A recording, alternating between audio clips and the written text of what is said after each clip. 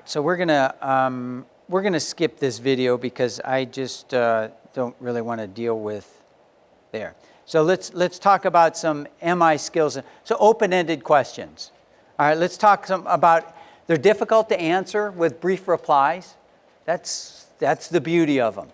Okay, they contain an element of surprise. Unless you're talking to a friend who just went to the doctor and you say, you know, how was your doctor's appointment? Which clearly is an open-ended question, but generally, if I ask that of a friend, it's fine, right? It's fine, okay? And that's as far as it. But really, it contains an element of surprise, and you don't really know how somebody's going to respond to an open-ended question. That's the beauty of it. You get morsels that you otherwise wouldn't have expected. They open the door. They allow a conversation to occur which you don't necessarily direct. Is this an open-ended question or closed-ended? That's a question to you guys. It's closed. Okay? Absolutely. So let's take it. Tell me about your drug use. Is that open or closed? It's open. Oops, wait, that's, oh, okay. It's supposed to. What's that like for you? Open-ended question. What was your life like before? So these are examples of open-ended questions. How do you want things to end up with when you're done with supervision? It's talking to maybe somebody who's on probation. How would you like it to be? Okay? As opposed to, aren't you glad supervision's ending? Oh yeah. What ideas do you have? What else might work for you? What else has worked for you in the past when you've tried to stop drinking? Okay? What did you have some difficulties with? If we ask those open-ended questions, we're likely to get morsels that we can build on that we otherwise would not have if we asked a closed-ended question. What concerns do you have, does your wife have, about your drinking? What concern? Sometimes people say, well, I'm not concerned about my drinking. I go, okay. So what concerns does your wife have about your drinking? Another way of approaching it. Well, usually we get a response there. And we get them to talk about somebody else's concerns. And before too long, they might share in their own concerns because they value that relationship. How has this caused trouble for you? Okay. So we're moving them in a direction where they can talk about all that wreckage. And they can talk about the bad things that have happened to them as a result of their drug or alcohol use. What do you think might happen if you got another positive urinalysis? What might happen if you got another DUI? How would that have felt if you'd actually hit that girl crossing the street instead of stopping? Okay. Talking about those sorts of things. Sometimes it's great to use sort of visualization with the patients, and helping them. So how was that like for you? What was it to be, how was it to be sitting on the curb handcuffed and your children being taken away? Okay, they can describe that. You can feel that in them. It's incredibly powerful. And some of those things we don't want them to lose. We want them to remember some of those things because they can be sort of like a fail-safe. They can help to reduce craving. It can help them to cope ultimately. If you did go ahead and finish the class, how would this make things better? So these are just some open-ended questions. So, all right, here we go. Don't you think your drinking is part of the problem? Opened or closed? Closed. Okay. Tell me about when you were able to quit smoking. Okay. Now, that is open, but depending on how you say that, it can really be an order. Hey, tell me about that, okay? Or, so it really is going to depend a lot on your inflection there. How is it going with managing your pain meds? Closed? That's open. Yeah. How, pardon me? You could say fine. Can you tell me a little bit, would you tell me a little bit more about that? It's fine. Okay. I can let it go. It's fine. What makes it fine? Yeah. So it's, pardon me? You could say Oh, you don't know? Okay, so they're working at this point. Okay? All right. Yes? What determines whether it's an open or closed question is not how they answer it, but what the question was. So you can have a closed question to where they answer it and then they go on and on and on. Yes. It still doesn't change the fact that if you ask a closed question. Right. Vice versa, you can ask an open question where they just give you an answer like that. It doesn't change that it was an open question. Sure, absolutely. So in the case of my friend with the doctor's appointment, when I ask him, how was the doctor's appointment? Fine. I'm not going anywhere with that. But yes, thank you for sharing that. I appreciate that. When you get more than what you asked for. Pardon me? I say, is it good when you get more than what you asked for? So you ask a closed question, they give you the answer and they keep going. Is it good if they keep talking? Well, I'll be honest with you. I would rather have them talk than me talk. Okay? And the more that they can share about what's going on, the better off they're going to be ultimately. But now I'm going to sort of guide whatever they bring up. I'm not going to attend to everything.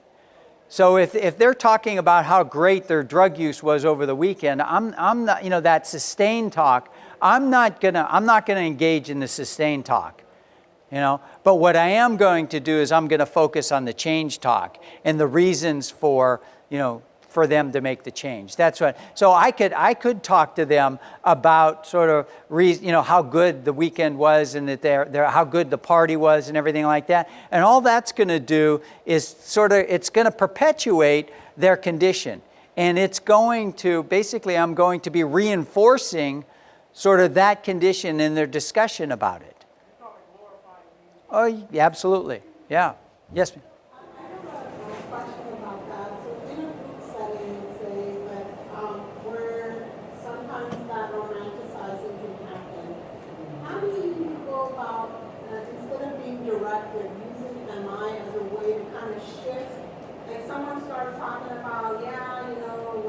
Last week I, had 10 drinks and the other guy, oh yeah, stopping it from flowing, using MI instead of being directed, but hey, we don't talk about that or whatever.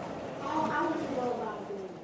Yeah, so, which is a great question. It happens in every group. I mean, it happens all the time, especially with some newcomers into the group, maybe who don't have, a lot of recovery, and maybe it happens as well with some of the people that do have recovery.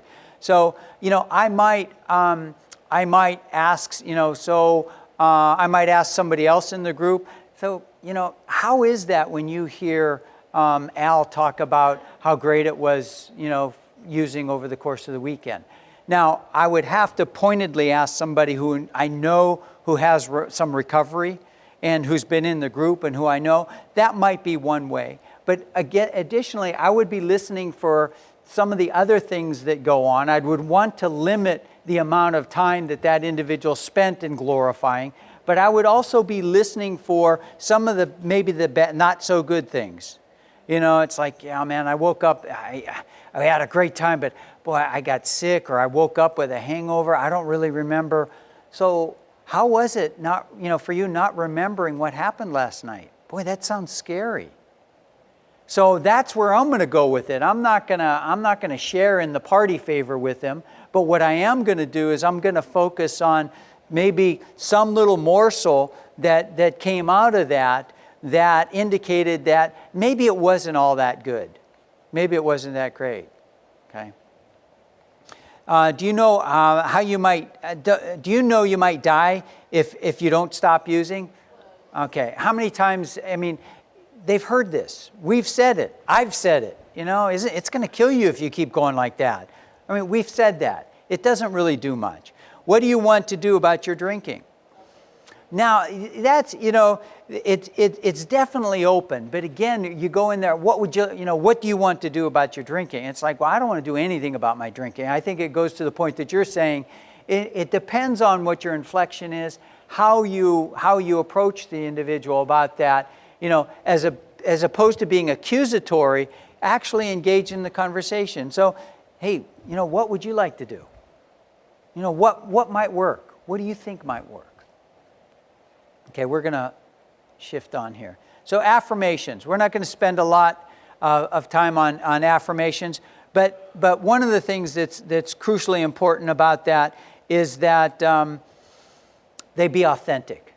I mean, we don't want to give them lip service. They know when we're full of it. They know when when we're just sort of blowing smoke, so to speak. That's not what we want with affirmations. We want it to be specific in regards to a specific behavior that we appreciate. Okay? We want to acknowledge the challenges that they may face. Sometimes our patients come in, they're late. They're 10 or 15 minutes late. But, they take 2 or 3 buses to get to where it's like, I couldn't imagine taking, 2 or 3 buses to get across Los Angeles to make it to an appointment at 10 o'clock in the morning or 9 o'clock in the morning. That must be brutal. And so I acknowledge that. Instead of saying, chastising them for coming in late, it's like, hey, I'm just glad you got here. How was the bus ride? Or how were the bus rides? And they'll tell me how they were. Validate their experiences and reinforce those little successes. Hey, you look nice today. You did well. Hey, you only had 2 drinks, on Saturday, when normally how many do you have? Normally you have 10. How did you limit it to 2? Let them understand that that what the progress is, and validate that progress in them. Because for the most part, they've lived this life, this experience that they've had for an incredibly long period of time. And it's difficult to undo that. Kobe Bryant, Michael Jordan, Stephen Curry, they practice the skill of putting a ball in the hoop. Our patients practice, okay? They practice using drugs, and they're good at it. Nobody has to tell them how to do it. What has to happen, though, is we have to help them train themselves out of being able to do that. It's automatic for them at this point. And if there's some reward, and you're just giving, there's such a dodging the bullet, or drinking, or being a grown-up sometimes can be very great and very flawed. Yeah. And giving up on drinking on a Saturday night. Yeah. You hear people describe it. It's like my world is as you mentioned. It's black and white when I'm sober, when I'm not drinking. But boy, when I drink, it's full Technicolor, man. It's really, really good. And so people who don't drink or who haven't used drugs sometimes don't understand that. Is that the drugs work in their brain. Alcohol works in a user's brain much differently than they work in ours, okay, in mine. I know people who you could pour a glass of wine like this, okay, and at the end of the evening, there's about the same amount of wine in there. And I have other friends who are asking them at the end, are you going to finish that? Because if you're not, I'm going to drink it. All right? So clearly there's genetic differences, and we know that 40 to 60% of what goes on with an individual is based on genetics. Okay? And then there's other things that go along with that. But absolutely what you've indicated. So thanks for coming today. There's just some affirmations. I appreciate that you're willing to talk to me about your substance use. Thanks for sharing that. God, it must have been incredibly painful for you to go through that. So many of our patients are there because of trauma that they've experienced over the course of their lifetime. And for them to open up and talk about that in some of those seeking safety classes is incredibly brave for them, for them to be able to do that. Talk about them being resourceful and survivor, being a survivor. It's hard to talk about drug use. I really appreciate your willingness to be honest with me and to share some of those things. Hey, it's embarrassing. It's shameful, some of the things and they don't want to open up. And it's not like our patients come in and they just do this once. We grow old with them, okay? This is a chronic condition whereby, ideally we would like to retain them in some level of care throughout their lifetime. not necessarily residential throughout their lifetime, but maybe step down to intensive outpatient, maybe outpatient. Make sure that they're engaged in attending meetings and in a recovery, in supporting their recovery. And so this is a process that goes on and on and on. So reflective listening. All right. We're gonna try something today. Lots of times when our patients talk to us, our clients talk to us, they tell us something, but it's not really what they mean. And it comes out a little bit differently. I mean, inevitably it does. Sometimes they stumble on their words, or, they want to phrase their words in such a way that it doesn't really mean exactly what they said. And sometimes what they said isn't necessarily what we heard. Okay? Sometimes, I don't know, maybe we got something going on. Maybe, we got a house that's in escrow. Maybe our kid's getting into trouble and, we're concerned about that. Maybe we have a loved one who's experiencing some medical issues. And so, sometimes our attention gets divided, and sometimes we don't actually hear what it is that we're supposed to. But the key here is to be able to match really what the client means, okay, and what we think that we heard. That's really what it comes down. And if we can reflect that back to the individual, we can engage in a conversation. Now, reflective listening really isn't about figuring out what the problem is and trying to solve it. It's not sort of figuring out what the next question is, because it may not be a question that we come up with. So it's used to check out whether or not we understand, what the individual said, because the beauty of it is that if we reflect back what the individual says, at least what we thought that the individual says, and we're wrong, they're going to tell us that. They're going to correct us so that we can be wrong. And there's, a complex reflection. We can amplify it. We can exaggerate it. Oh, that was the worst day in your life, wasn't it? You're probably going to say, no, it really wasn't the worst day in my life. It was bad, but it really wasn't. So all of a sudden, we've been corrected. So it's not bad to be wrong, okay? But what ends up happening if we're wrong repeatedly, they're going to think that we're not listening, all right? So, and we probably aren't listening if we're, We want to highlight the client's own motivation for change, what their motivation, and we want to reflect that back to them. So I understand that you want to get your children back. You don't think methamphetamine is a problem, that's okay, but you want to get your children back. Now, I could argue with them that methamphetamine is the problem. I can argue all day. But if she doesn't or he doesn't believe that meth is the problem, and the issue, what they want to work on is getting the children back, I should be okay with that. But sometimes we're not. It's hard. It's difficult because clearly, everybody, if you asked 100 people that knew this individual, okay, other than the people that they use with, okay, they'd probably say, yes, meth is the problem, and maybe even some of the people. But the fact is that as long as we can motivate them for something that is of value to them, it's not important for us to get them to admit that meth is the issue. Ultimately, that'll happen. We want them to be sincere about their recovery. Why? I don't care if. Yeah, that's our one. That's right. They have to really, they have to be sincere about it. Okay? But the interesting thing is, even when they are sincere, we don't believe them. Okay? I mean, come on. Even when they are sincere,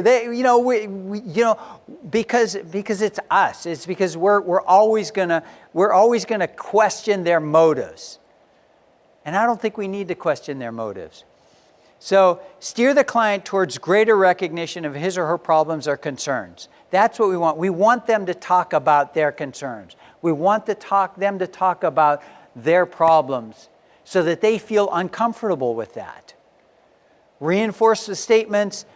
Reinforce their comments, their statements about making change, not the sustain. We don't want to engage them in sustain talk and talk about why it's really good, what they get out of partying every Friday night. We know that there's some value. We know there's social value to partying. We know that, maybe it takes away sort of some of the feelings that they have. Maybe it numbs them. Drugs work. They do. Otherwise, people wouldn't take them.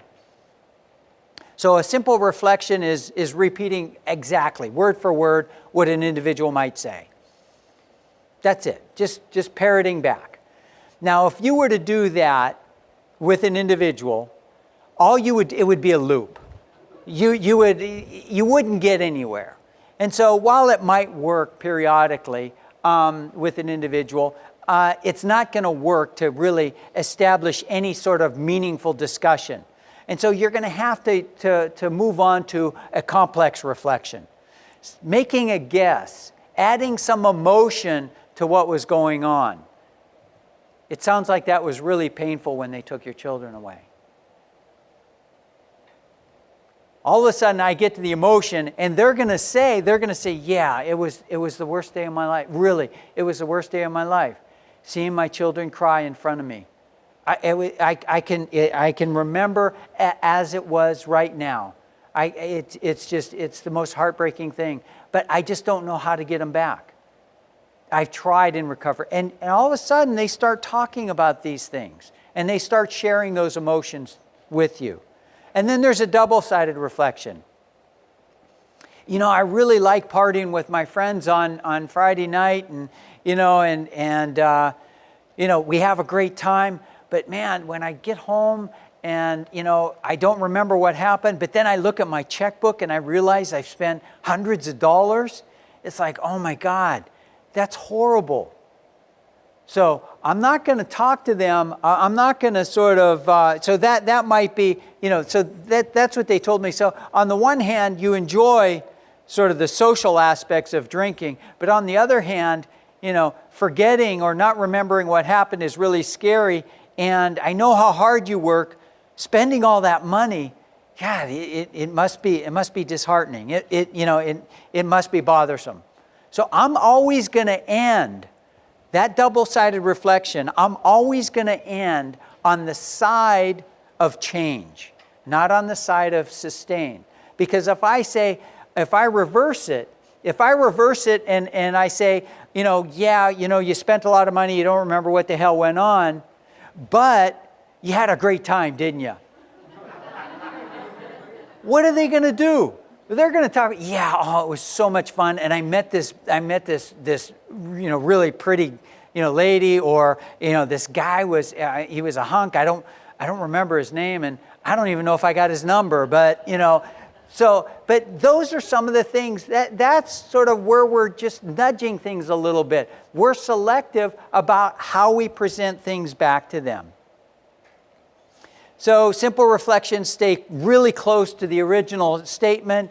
Everybody out there is trying to make me confused. So the clinician might say something like what? What might a clinician say? Everybody out there is trying to make me confused. How would you reflect that back? Yeah, it sounds like everybody out there is trying to make you confused, okay? So okay? So that would be a very simple reflection, absolutely. Okay? Client, usually when I get depressed, I just try to stay busy and it eventually goes away, but this time I can't seem to shake it. Now that's a lot to take in, but how would you reflect that back? I'm sorry, I can't hear you. Come on, fire away. I appreciate you taking on the challenge. It's gutsy. Go ahead. It sounds like when you're depressed, it's really hard to make certain things happen. Yeah. Yeah, absolutely, it is. And I used to be able to do it before, but this time I wasn't able to. Okay? So you said that, and it encouraged me to talk a little bit more about it. Yes, ma'am, go ahead. It must be scary. Yeah, absolutely. And so you've added that emotion to it, and I'm going to say, yeah, you know what? This time it really does bother me, because I don't know if I'm going to be able to come back from it. Yes, sir. Why don't you think keeping busy is working for you this time? Okay, so why don't I think okay, so you didn't reflect, but you asked a great open-ended question. Okay? That's a terrific open-ended question right there. Why don't you think? And so it's really going to be a combination of reflections and open-ended questions. Yeah, why do you think keeping busy didn't work? That's a beautiful open-ended question right there. Okay? Yes, sir. I would ask him, like, what does it seem like for you when this doesn't work? How does this impact you? Yeah, when it doesn't work, how does it? So I'm going to tell you how I feel when it doesn't work. And I'm going to use, it's scary when it doesn't work, because I don't. I can't seem to shake it. If you took the word shake and look at what he's really trying to tell you. Right. It's like he's stuck in that. That's it. And it scares me. It scares me because I used to always be able to do this. I used to be able to get out of it. The tools, the things that you taught me before, I would be able to use, but this time nothing worked for me. Yes, absolutely. Can you bring that back to like what they said previously,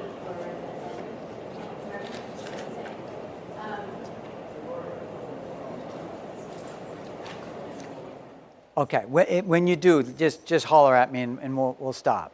Okay? So complex reflections. So think of the question. So, do you mean that? So if somebody were to say something to the effect of like, I wasn't able to shake it. Okay? Do you mean that you did everything that you did before and it didn't work?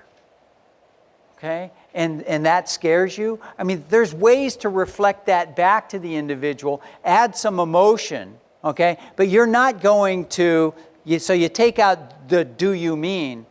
So it's like you've done everything that you did before, it didn't work, and that scares you. Right? Double-sided, we mentioned these. So on the one hand, you really enjoy partying with your friends, hanging out with your friends. But on the other hand, there's a price to pay. You were late for work. You missed work. Your boss is on your case. You're afraid you're going to lose your job. Okay, so that's that double-sided reflection. I know it might not be good for me, but it's the only thing that helps me sleep. How would you create a double-sided reflection out of that? I know it might not be good for me, but it's the only thing that helps me sleep. Yeah. So I hear that this helps you sleep, but you also have some fear or concern that it might be jeopardizing your health. Yeah, there you go. And so I'm going to jump right on that last part of the statement. It's like, yeah, I know that I can't continue doing this, but I need to get some sleep. I do, and so that's what you mentioned earlier. Is that's that cry for help? It's like the only thing I know how to do to get some rest. Okay, yes, sir. It sounds like that might be challenging for you. Yes, it is. Okay.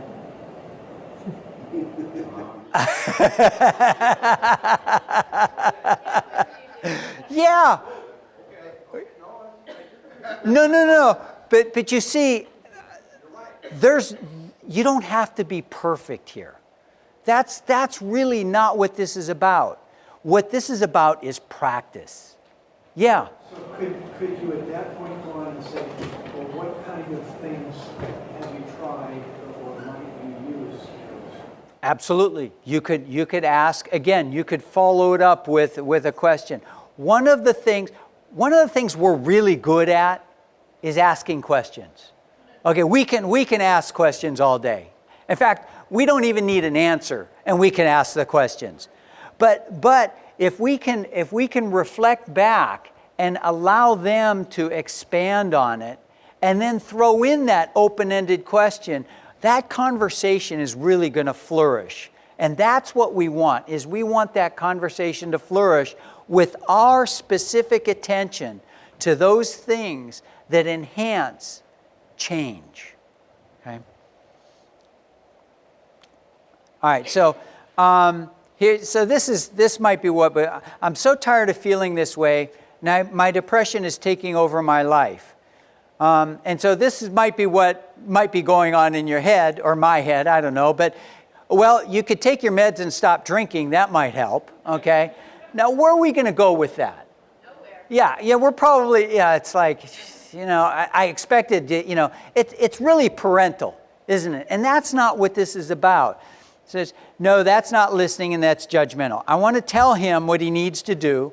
I want to tell him that he needs to stop drinking. He needs the complete treatment. He really needs to apply himself this time and take his medication. But I need to understand how he feels and why is he tired. So does he mean that he's unsure if he'll ever be able to feel normal? Okay, that might be a question that I'm talking. This is a conversation that I have with me and myself, okay? Does he feel overwhelmed with his life? Maybe. Okay? Does he feel inadequate about his ability to cope? Does he not want to be on the medication?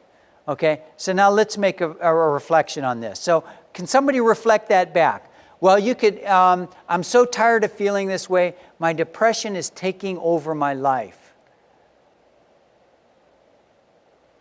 Yes, sir. Can you share what that might be like for you? Would you share? Okay. No. Okay, all right, hey. What that might be like for you. Yeah, what might that be like? Okay, so that's a question too. They're both beautiful questions. They're really good questions. What might that be like? Okay, but I'm so tired of feeling this way. My depression is consuming me. It's taking over my life. That's what I was going to say. The depression right now is just consuming your life. Yeah. Your reflection. Okay, yeah. And then I could ask, tell me a little bit more. Explain to me what that means. Explain that, yeah. Okay, and you might even absolutely. You got a simple question there, followed up by would you tell me sort of how that feels, and then all of a sudden that emotion's going to come on, and you reflect back that emotion. Yes, ma'am. I was going to say, it sounds like you've been feeling depressed for quite some time. Okay. But recently, it's become even greater, and it's impacting your life in even more ways. Curious what that is. That's great. That's really good. So you heard what the individual said, and you're prompting them for more. Life is overwhelming right now, and you feel you don't have the ability to cope. You're worried you may not feel normal again. So these are some things that an individual might say. So basically, during the course of a conversation, what we want to do is to provide summaries as well.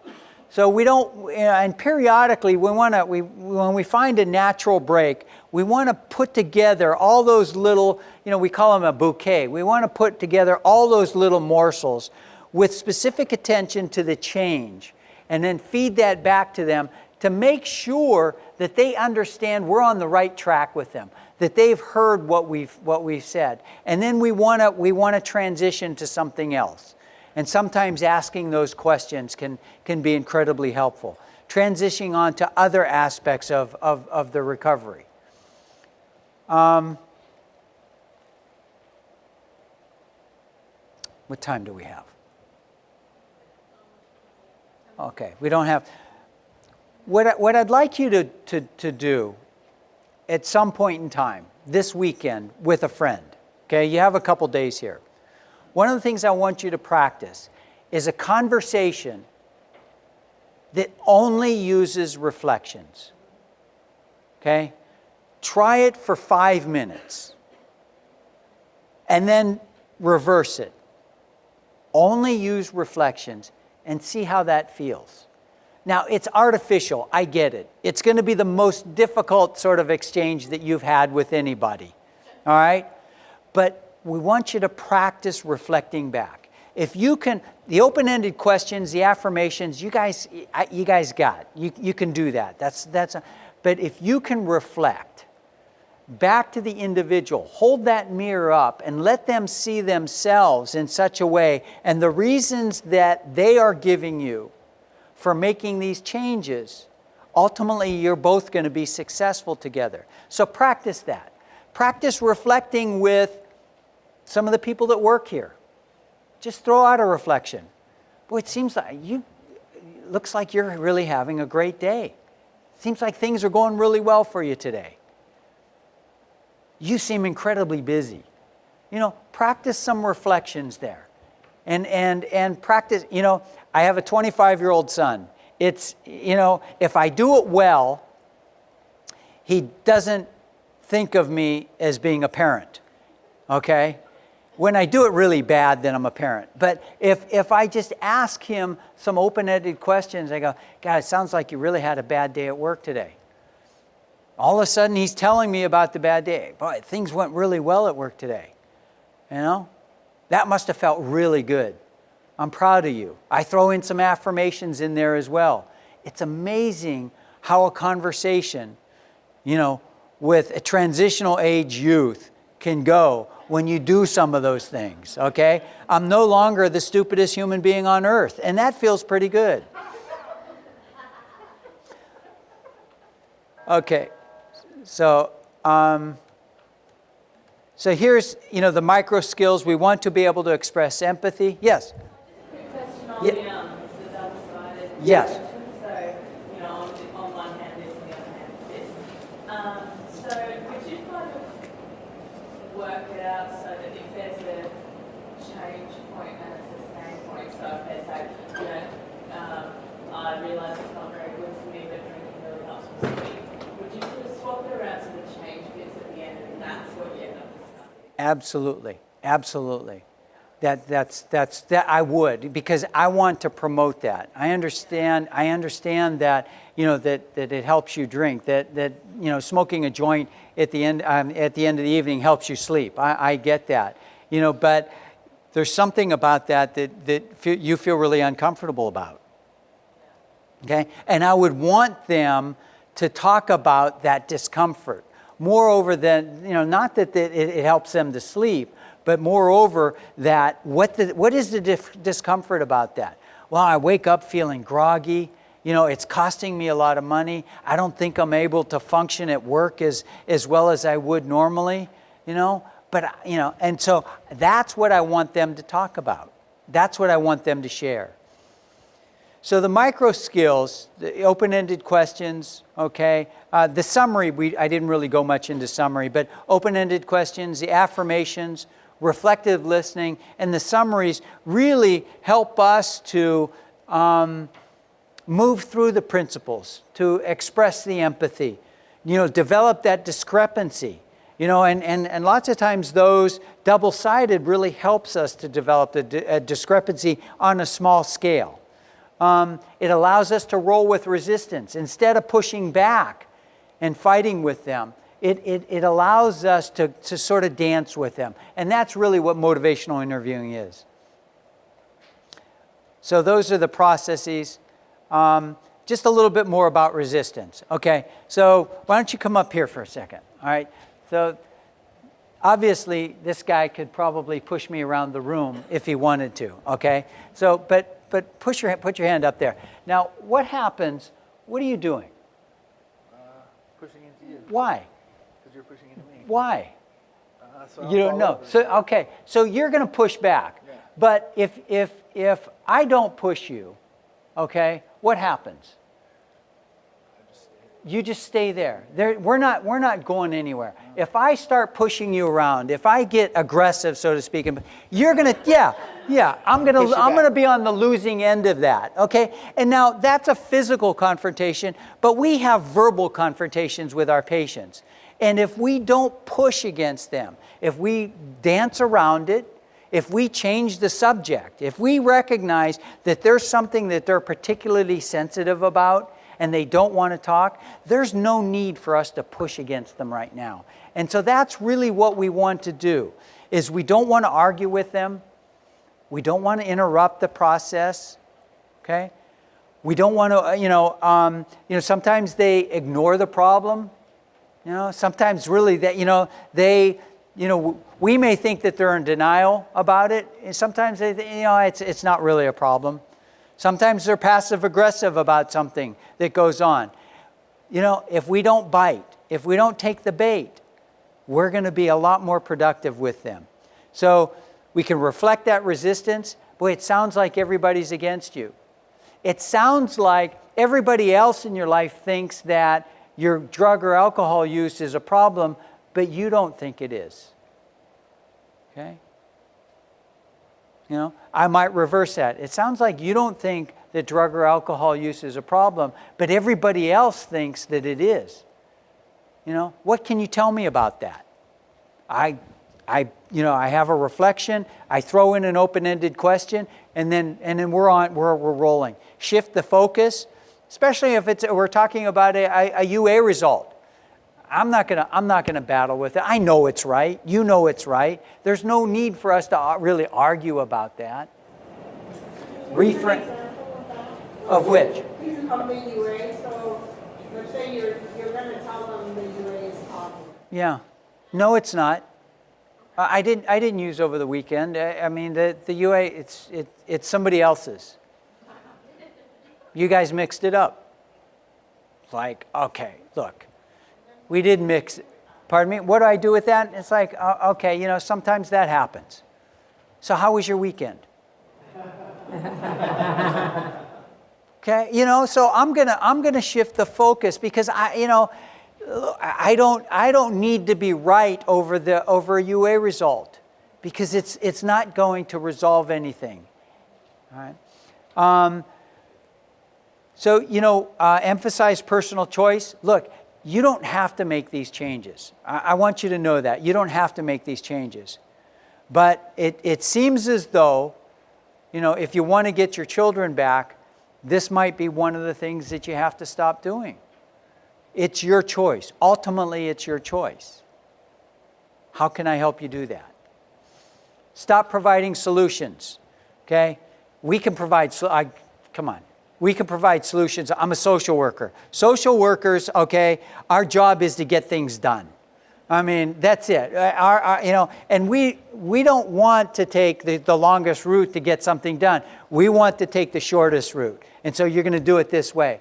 But the reality is, it's not for us to fix. But we're used to fixing that. Talk about something else. Sometimes shifting the focus. Sometimes it helps. So the last question here, how do you not push back? So when you've worked with a resistant client, what has worked with you in not pushing back? Somebody listening to me. Pardon me? Somebody listening to me without having to give me feedback. Okay, so somebody listening and not giving feedback. Okay. Yeah. Okay, so you're just listening and not necessarily providing. Okay, excellent. How about somebody else? Yes, sir. I'm going back to the bottom of the Yeah. So she spoke to me. She's not enough. Right. She wants to change. Uh-huh. We don't do Bob Newhart. Stop it. Yeah, we don't stop it.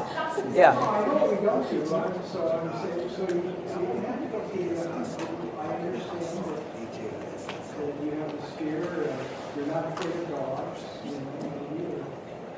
what is it about a box, why do you think that? Yeah, why do you think that?